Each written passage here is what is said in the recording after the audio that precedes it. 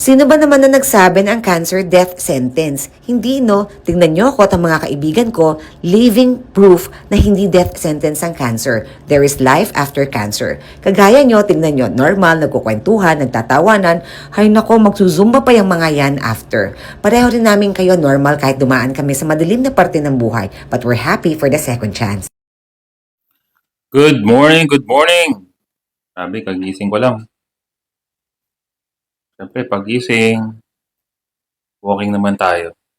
Pagkatapos natin itong mag-vlog, inom muna tayo ng hot water with Himalayan salt. Baka sabihin nyo, kape yan ha.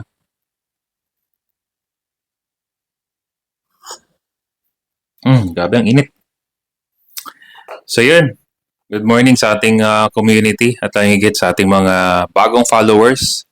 Day by day, ang dami po nadadagdag po sa atin. Konting kembot na lang. At magto 20,000 na followers na po tayo. Parang kailan lang nag-start yung community, nasa 200. Parang almost 500 na siya. Saka pa lang ako nag-create ng Facebook page. Mas nauna po ang ating community na ginawa kesa Facebook page. Sapagkat nung una, ayoko po talagang ilabas itong mga tinuturo ko. Sapagkat una, pagtatawanan ako, madaming haters. Kung sino lamang gusto, ipunin ko lang sila dun sa Facebook group. At nako, kung alam nyo lang po, hindi po basta-basta makapasok dun. Kapag hindi mo sinagot ang tama yung mga tanong bago ka maka-join sa group, hindi po talaga kayo makakapasok. Pero ngayon, yung iba, hindi naman sinasagutan yung tanong. Okay, nakakapasok pa rin sila. So, baka yung iba kasi ay, lalo na yung mga matatanda, at hindi napansin o hindi nabasa ng maayos, join na lang sila ng join. So anyway, pasok na po tayo dun sa main topic po natin. Una sa lahat, the moment na sinabi na po sa inyo ng doktor that you are cancer-free, hindi po ito nangangahulugan na pwede ka nang bumalik na ganitong klase ng tao na sasabihin na cancer is not a death sentence.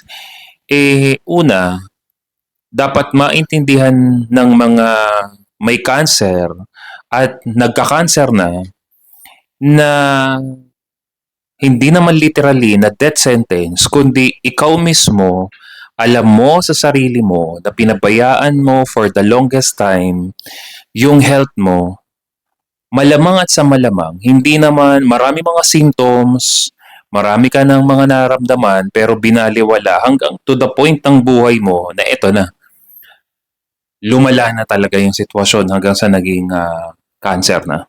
Sapagkat hindi naman basta-basta nagkakaroon ng cancer eh.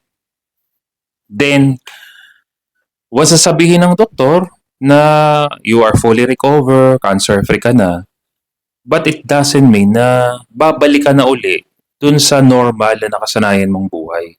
Tingnan nyo naman yung kinakain. Typical na Pilipino talaga.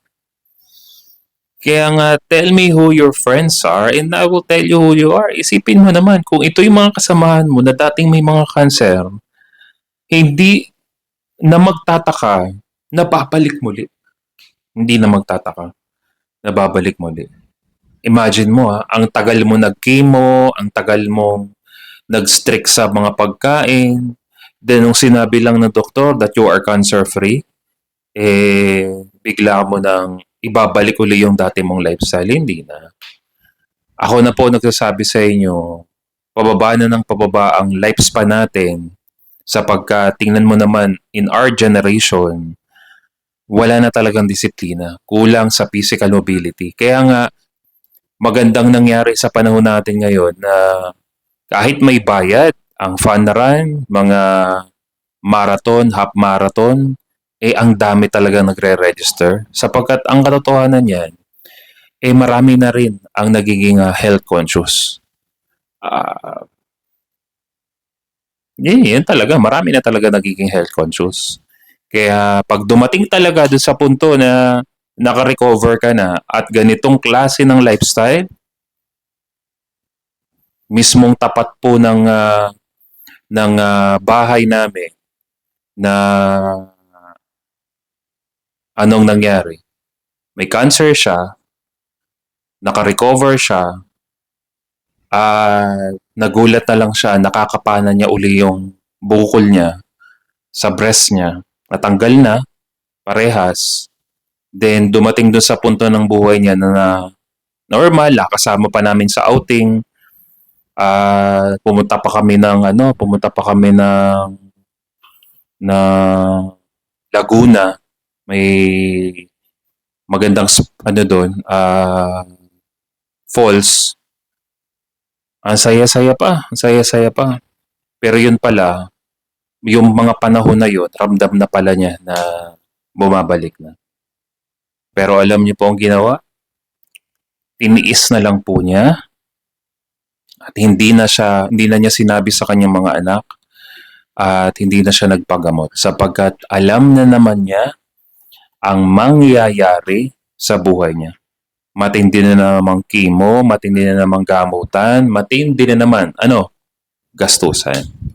Kaya nagulat na lang itong mga magkakapitbahay na namatay na po yung may cancer. At hindi na po malabong mangyari kung ganito po sapagkat ang laging pananaw ng mga cancer patient, yung madugtungan ng buhay mo ng 3, 5 taon, 10 taon, bonus na. Hindi na daw po masama yun. Tatandaan ninyo that there's a untimely death na hindi mo pa naman sana panahon mamatay. Pero dahil sa kawalan natin ng disiplina, number 1 ay sa pagkain at kulang sa physical mobility. Kulang tayo sa activity, hindi mo lang pinagpapawisan, hindi na bumalabong bumalik ang cancer na meron po tayo. God bless everyone. Think about it.